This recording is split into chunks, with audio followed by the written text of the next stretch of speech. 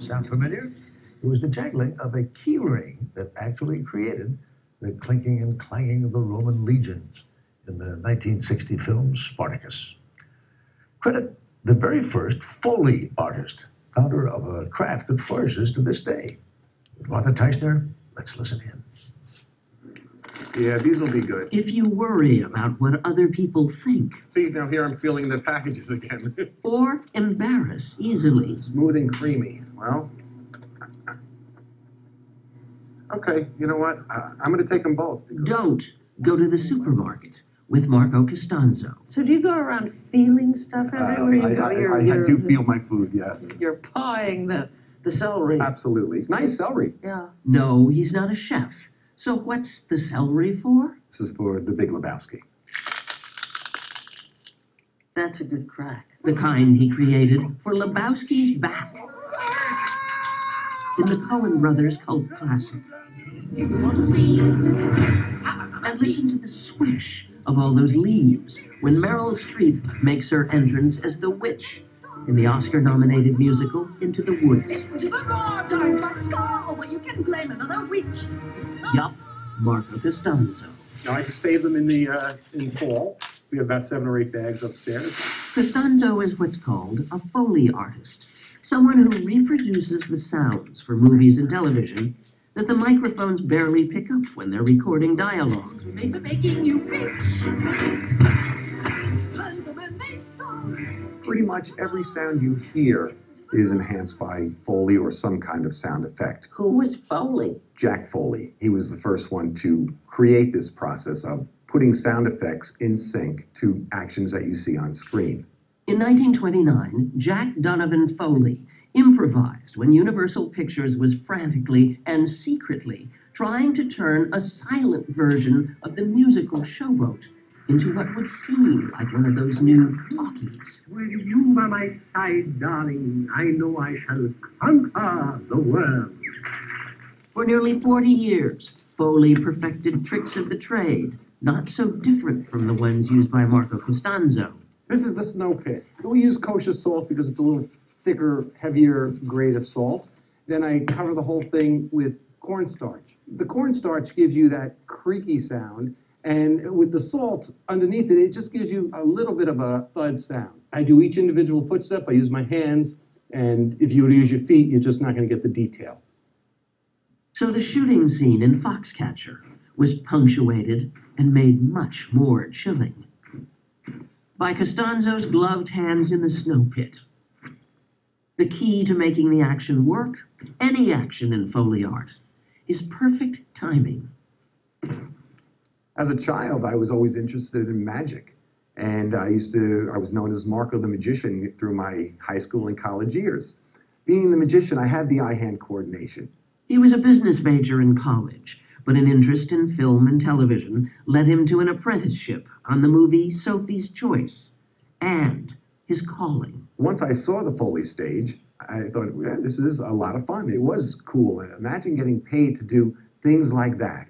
You'd never guess, looking at this building in Northvale, New Jersey, the bizarre pack rat's paradise Costanzo presides over inside. So what do you call this place? This is the Foley stage. We've been here for 15, 16 years now. This looks like somebody's garage. It's a big junk palace. All these little metal containers, they all make nice little... By the end of this year, he figures he'll have created sound effects for nearly 500 movies. Most of them right here. I'm sorry, I have no idea what that thing with the... Using all this stuff. It has a beautiful sound. Listen to that. And this? My A-bomb. Once in a while, we need something that's very solid. Feel how heavy that is. I'm not going to let go on it. It is heavy.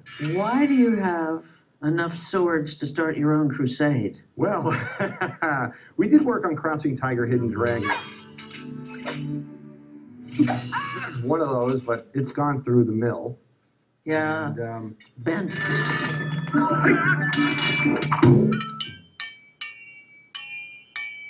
depending on how you hold it, you could. Could be a zip or a ting. I have no idea what that is. That is a paint can closer. It came from a hardware store that was going out of business. It's controllable. Things that are controllable are like gold to me because, you know, if something goes for 1 second or 3 seconds, if I can control it, I can extend something. I can give it that little personality. Costanzo admits to dumpster diving and cruising what's left on the street on garbage collection days. Why do you need 3 vacuums? Well, none of them work. But he has a good excuse for indulging what some people might consider a pathology. Do you ever throw anything away? Oh, no, I've never actually, no, I don't ever throw anything away. Come on up here. Yeah, man. This looks like a dangerous playground. It is. It's, well, watch, don't step on the broken glass. There you go. Well, why is there broken glass all over there? Because we had to do the sound of someone walking in broken glass. So essentially what you do is you use all this stuff right here, and you have a microphone like this hooked up to... Yep, I move it around. I put it here. You just keep doing it a little bit. At the other end of the microphone cord is sound engineer George Lara, recording the noises Costanzo makes. Okay, just play back. Like the skin of an apple as it's being peeled for an upcoming film. We can't show you. When you're doing this, what are you looking at, the screen or the apple? I'm looking at the screen only. I know just how far to stop and go with it. It's my finger that's actually doing the noise, not the knife. You're barely scratching the skin of the apple. It's where it makes the noise. You would think in the era of digital everything in movies that Foley sound, the art of using a real apple in real time, would be dying. But you would be wrong. Is it a dying art? No, it's thriving. It's bigger than I've ever seen it. I remember when I first started that they spoke about the sound droid, which was a computer that put sound effects in there. What I've read is that it lacked personality. Try to give the innuendo that a human can do. How? It's all in the way he climbs those stairs. He's 55, but you can still clearly see the boy in him.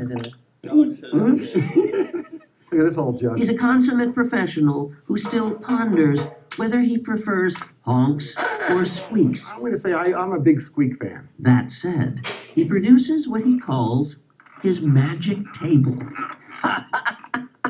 See, so we use this for the carriages, tree falling. It has made it in so many films, it's hard to even imagine. This rickety table is a big treasure. Yeah, this is yeah. And I have everyone signed. Philip Seymour Hoffman, Steve Buscemi, Meryl Streep. Wow.